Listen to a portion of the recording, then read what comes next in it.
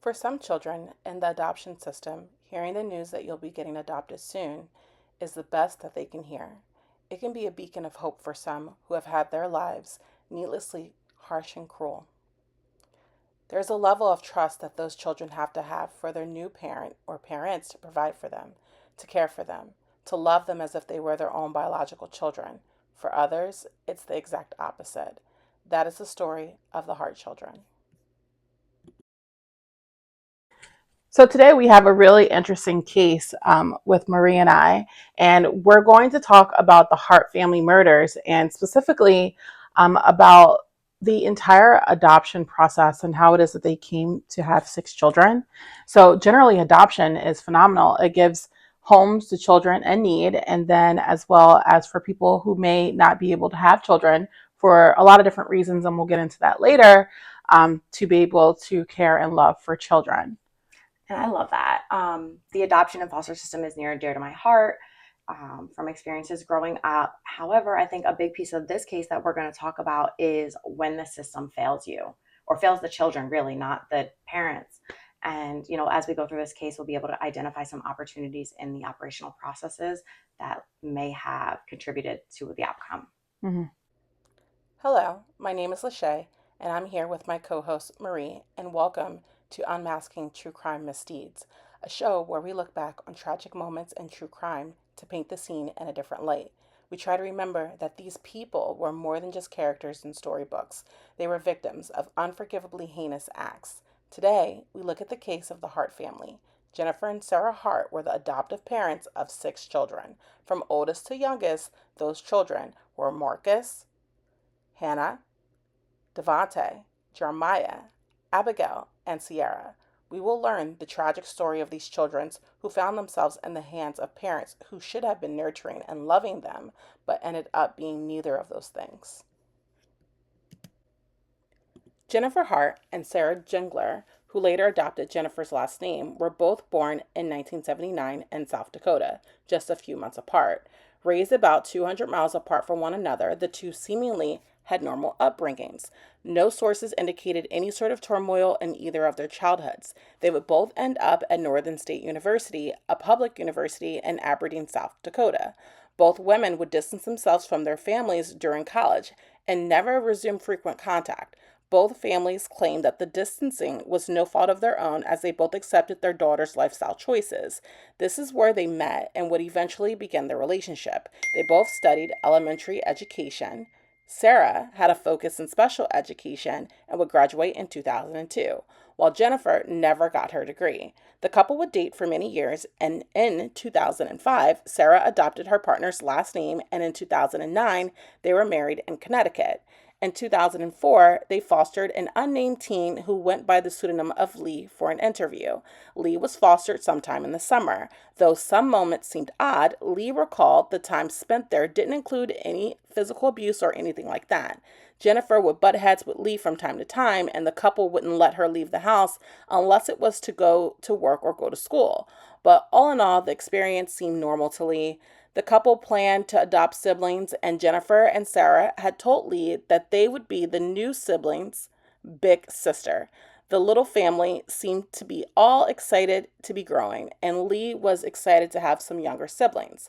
Then one day, the couple dropped Lee off at a counseling appointment where the therapist informed her that her foster parents would not be back to pick her up. She would be moving in with another family immediately. Her things were already moved into their place. Lee remembered being devastated. It was completely out of left field. The therapist told her that the family wasn't a good fit, and that was that. In 2006, the Harts adopted 3 of the 6 children mentioned in the intro: Marcus, Hannah, and Abigail, born in 1998, 2002, and 2003, respectively. The other 3 were adopted 2 years later, in June 2008. Shortly after, signs of abuse would begin to show. Several of the children's school teachers noticed marks and bruises on the children. One of Hannah's teachers inquired about the bruises on her arm, and Hannah told them that they had been hit by Jennifer with a belt. 2 years later, Abigail told teachers about the bruises on her back and stomach, which ended up being true. She even told of an instance where her head was held underwater for presumably stealing a penny. The children would be pulled from public school multiple times after this incidences. The children claimed to police that they were physically abused and starved as punishment sometimes. And while Sarah would end up being the one charged for the abuse, some speculate that she took the fall for Jennifer. One such person who thinks so is their former foster child, Lee, who remembered Jennifer being the hothead. Remember that Jennifer was the one she butted heads with during her fostering, not Sarah. Nonetheless, Sarah would be sentenced to 90 days in jail and a year of supervised probation, but the jail time was dropped in a plea bargain. Even so, reports of abuse from the children would still come up, and after a report from Hannah to a school nurse about being starved came up, all 6 kids would be pulled from public school for one final time and would be homeschooled for the rest of their education.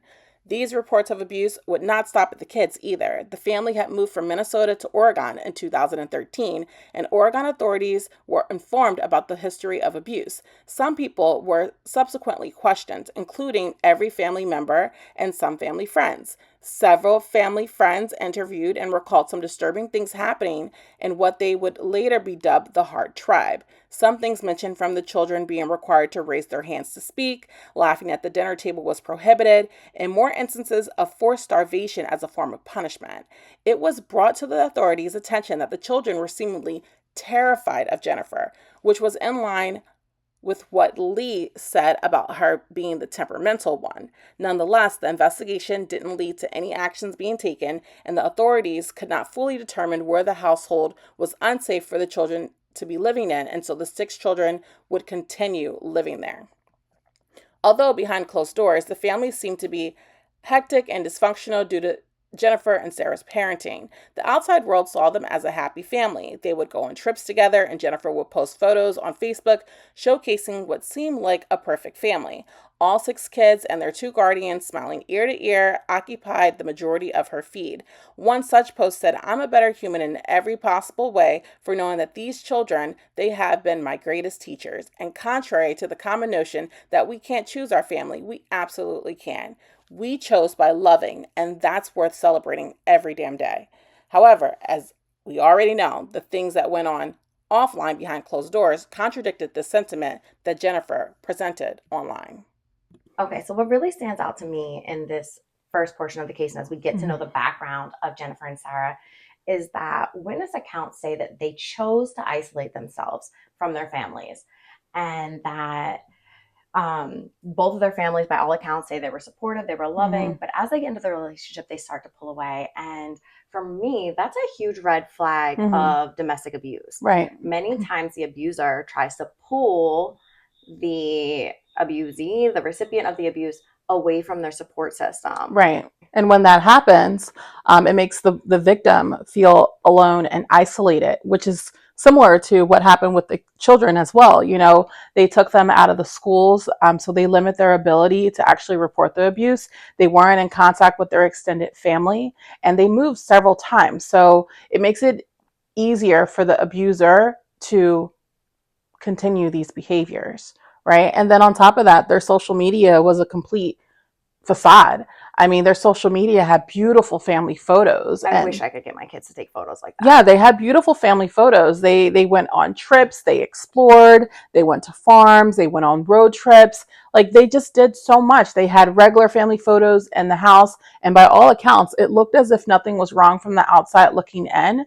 But I think as we dig deeper into the case, you'll hear that some people did know some of these things, and particularly the different state agencies too had gotten a few reports, and there were a few reports that were sent to like the school as well and the neighbor. So there were accounts. Yeah, I mean, the big thing for me is these kids did everything right. So they went to school. They told teachers about bruises on their body. When teachers asked about bruises on their body, they told the truth. And, you know, social services would then come out to the house, the family, and you have, you know, socioeconomic concerns here to me that stand out. You have minority children who are screaming out for help from 2 white women. Right. And, you know, the police come out and nothing is done. So the system is failing these kids over and over again. Yeah. And, you know, they were manipulative in the way where if there was a question about why a child seemed as if they weren't the right weight for their height, it was, oh well, they're not eating, and their mother was addicted to some sort of drug, and so they were a preemie baby, and this is why they have challenges with gaining weight, and this is why they're so emotional, which is that's extreme manipulation, and it's so sad for the children to have to like compete against things that were said about them from foster parents and adoptive parents. And I don't know about you, but I definitely think Jennifer is the catalyst. Like when I look at this, Sarah goes to jail for 90 days, but we have Lee's testimony, their first foster child, saying that Jennifer was the one he butted heads with. Jennifer has this demeanor of aggressiveness. So, I think as we go further, we'll see a little bit more about that, especially when we see the outcome of the case. In 2017, a series of events would begin that would lead to a very tragic ending. It started with the oldest girl, Hannah, jumping out of her window and went to the DeKalb family's house, the Hart's neighbors, and begged them for help. She said that Jennifer and Sarah were racist and pleaded that they don't take her back home to them. Hannah even asked that they take her to Seattle to get away from Jennifer and Sarah. Later, Dana DeKalb will say that Hannah was bruised and looked much smaller than she should have been for her age, likely due to malnourishment. Unfortunately, Jennifer explained the incident by saying that Hannah's mom did drugs while she was in the womb, and that Hannah inherited a bipolar disorder from her biological mother as well. And she had convinced the DeKalbs that this was nothing to be worried about, and took a dig at Hannah in the process. The final straw wouldn't come until a year later in 2018. Another Hart child would seek refuge with the DeKalbs. This time, 14-year-old Devontae came to them asking for food, another instance of starvation as punishment. The DeKalbs finally saw this as the ruse of Jennifer and Sarah. They reached out to the Department of Social and Health Services and suggested a check-in. The DSHS would go for a check-in twice, but neither was successful. The family was not there. So it's not till 2018 that the final straw kind of comes out and people realize and take notice. I shouldn't say realize, they care. They finally act on all of the concerns that have been building up over the past 10 years. So think about 10 years of manipulation and abuse before anyone actually takes notice. I feel like this is a huge flaw in the system. Right. And, because whoever the abuser was, and you guys know who we think it is, I'm sure they felt invincible. Like there was no one to challenge them, and they were able to do whatever it is that they wanted because it was their family, their children, their life. That's a great call out. These poor kids.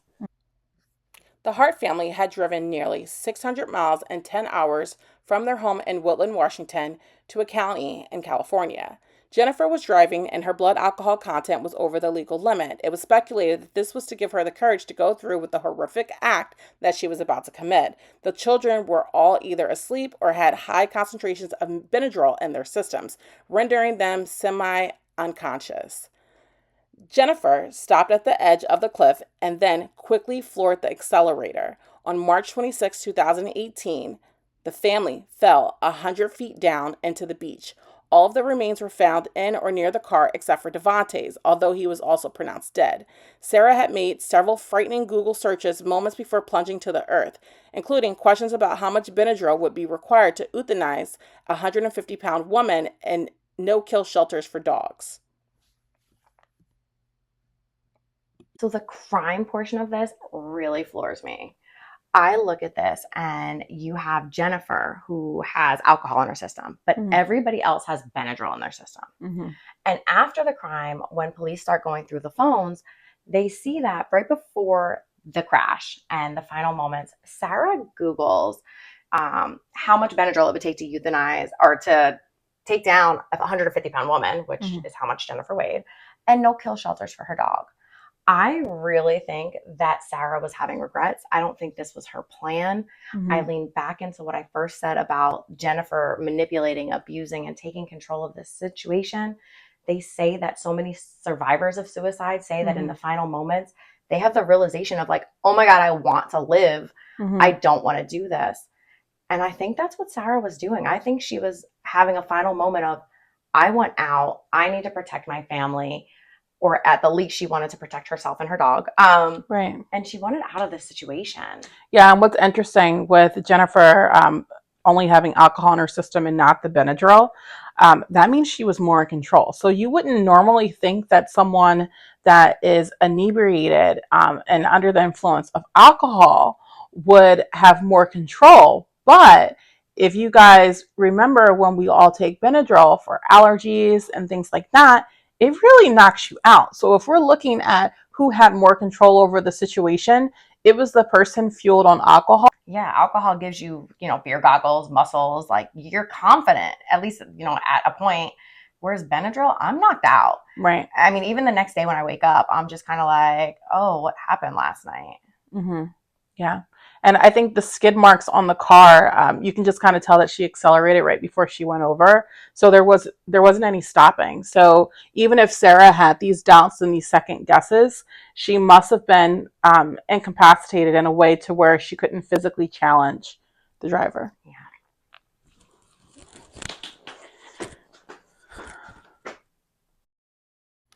Originally, it was thought that the crash was an accident. However, no brake marks were found, and sensors in the car indicated that the vehicle was fully stopped and then rapidly accelerated off of the cliff. Jennifer and Sarah Hart had intentionally ended both their lives and the lives of their 6 adopted children against their wills. Speculation was that the 2 women did not want their children to be taken from them, and so they adopted the attitude of if we can't have them, no one else should. So criminologists, they have said that the circumstances surrounding the crash was really bizarre.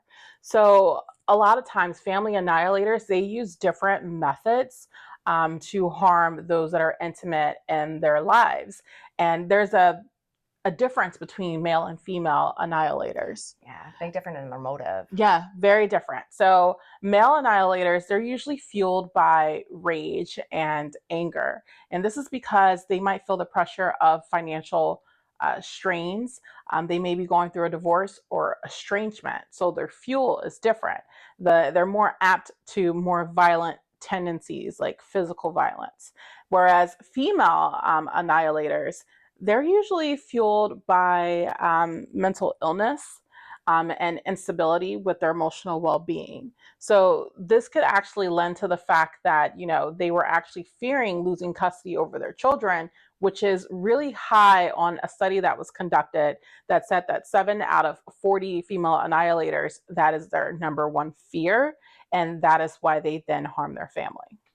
And I think that speaks volumes to like the family dynamic of men versus women, and that crosses lines in from heterosexual relationships to homosexual relationships.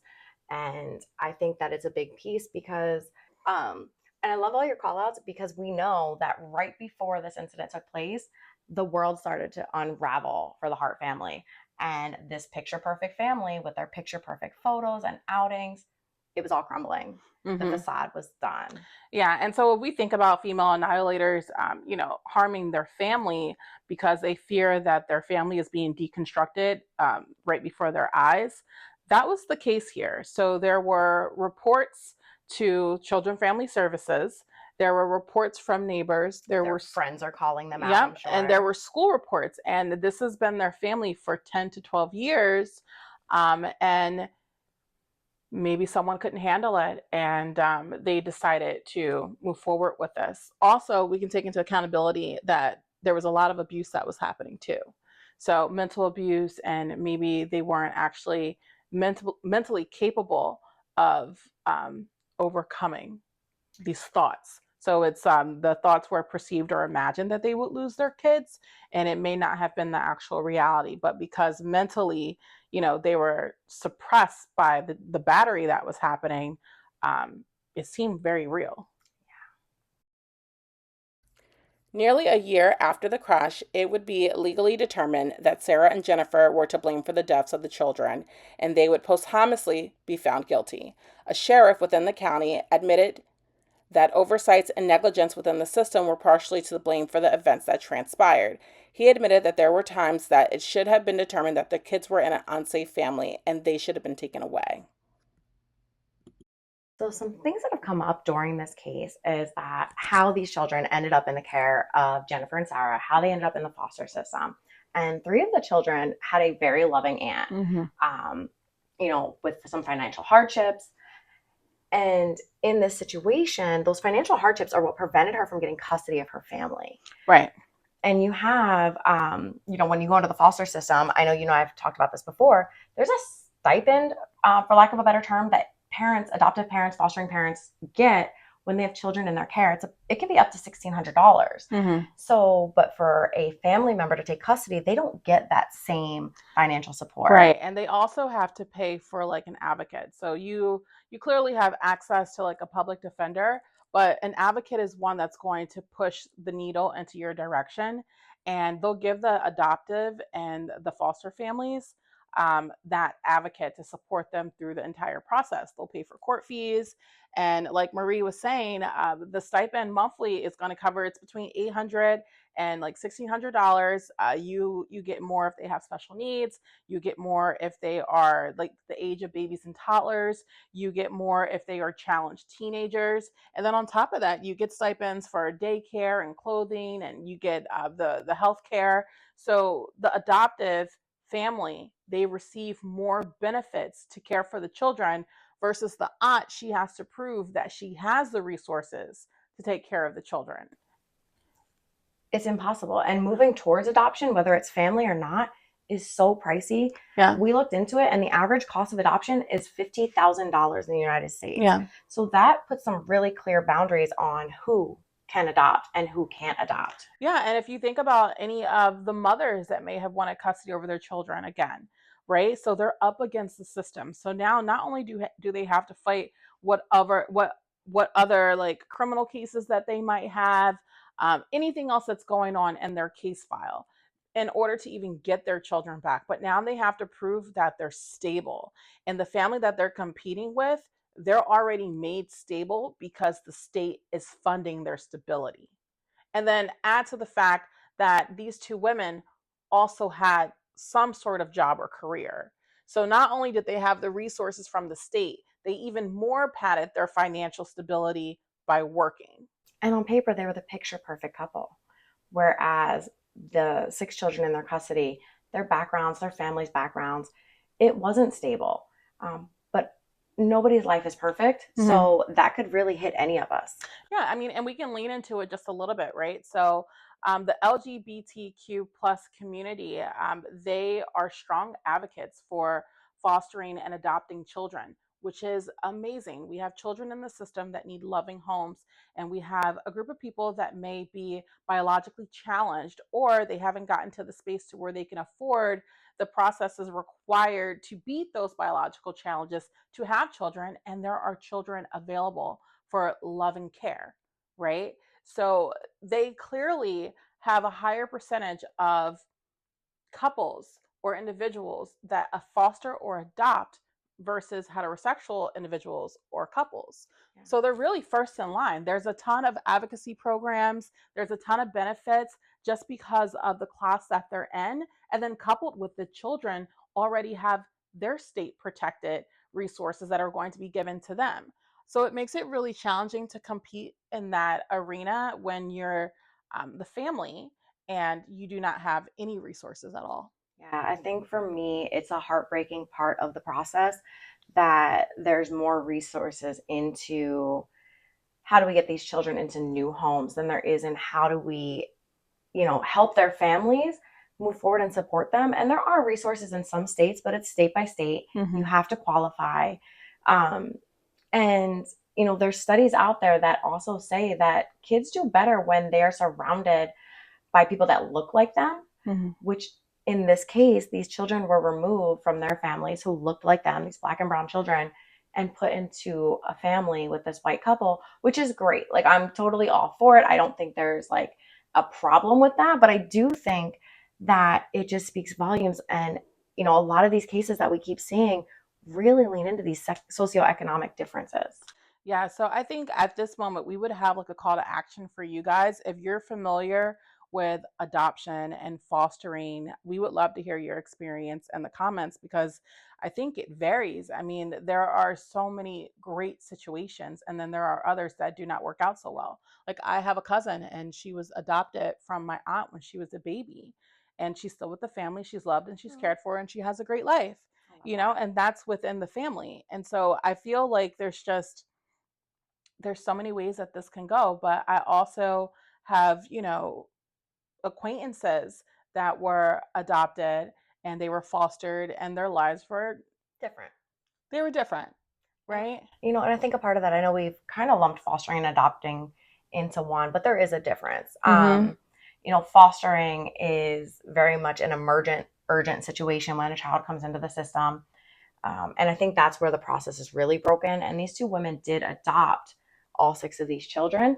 And it seems like once the children were in their care, that's when all of the routine checks stopped, the auditing the household, and the system failed these kids. I mean, obviously Jennifer and Sarah failed them too, but the system failed them for the 10 years leading up to that. The DeKalb family would come out saying that they regretted not coming forward sooner to the DSHS with information regarding the things that Hart children had told them what was going on. This story today is the prime example of the need for more diligence within the child care system, specifically adoption and foster care. As mentioned, people involved in the case admitted that oversights were made and the deaths were preventable. 5 states were involved in the adoption and subsequent abuse that the children suffered, and yet somehow Jennifer and Sarah still had the opportunity to do what they did. It is a cautionary tale that tells us that though some children might be smiling in a picture, they may be experiencing troubles that hide behind the smile, and it is up to these systems that they rely on to save them when they can. Thank you for stopping by to learn about this case, and though the circumstances are grim, I'm glad that you took the time to be here and learn a little bit about it. If you learned something today or enjoyed the episode, make sure to like and subscribe and turn on post notifications to get a heads up when the new episode is up. I'm Lachey, and I'm here with my co-host Marie. Stay sharp, stay safe, and I'll see you next time.